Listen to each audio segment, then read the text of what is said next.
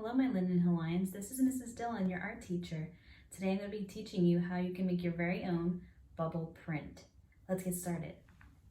You are going to need paper of some kind that fits inside of the tray that you plan on using. Again, you can use a tinfoil tray. I'm using a metal artist palette tray. And I've cut my paper to size using scissors, like I've shown you in the last video.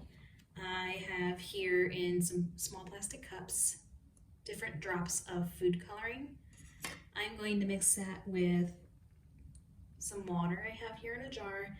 You can use liquid dish soap or hand soap, foaming hand soap, or if you have it, you can use bubble solution. So I have some bubble solution here as this kind of silly turtle on top.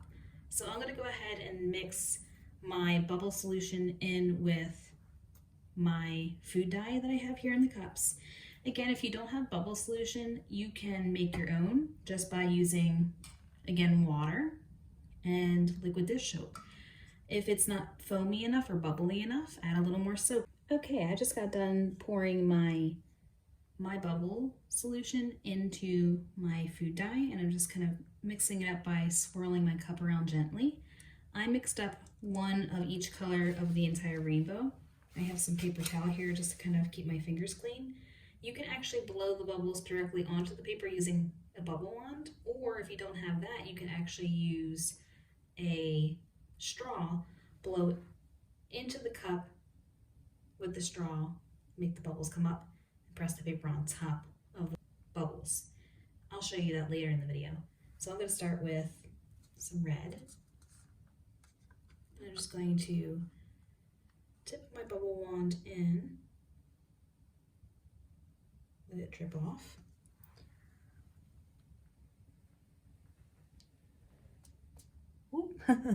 If the bubbles pop, it kind of does create a cool splattering effect. So let me try that again. I like to try to let the excess bubble solution drip off my wand.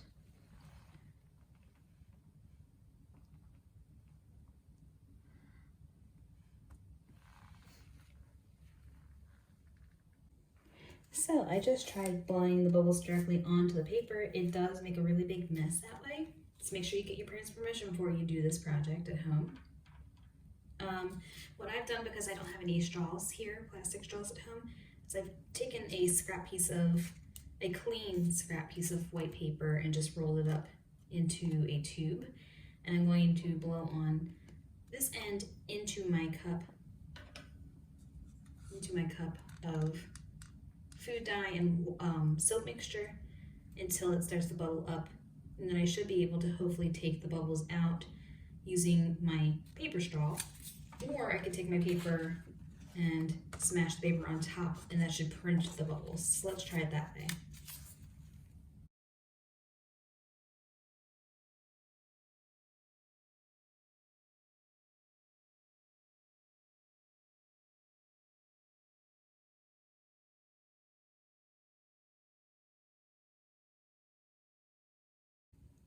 So as you can see, blowing through your own rolled up paper straw, or even a plastic straw if you have that at home, in a small cup produces lots of bubbles. You can still see maybe a few bubbles in my purple there. The darker the color, the more food dye you add, or the more paint you add to your soap mixture, the brighter the colors will appear. You can see my red, my blue, and my purple were my strongest. I actually mixed up my own purple using blue and red because I didn't have purple at home. So you can make your own colors by mixing them. So far, I'm happiest with the blue and the purple and the red. Orange showed up pretty well. The yellow kind of got covered up by the purple and blue. The green was very light. So I might have to remix those colors and make them a little bit more dark. So my Linden Hawaiians, I hope you really enjoyed making your bubble print today. Here is my finished bubble print. You can see all the different colors that I've made here. Again, the more food dye you add, the less soap mixture you add, the darker your colors will appear. If you have any questions for me, Mrs. Dillon, please email them to lauren.dillon@redclay.k12.de.us. If you have pictures or videos of the art that you are making, please send those to lindenhillrelatedarts@gmail.com. Thanks, guys. Take care. Bye.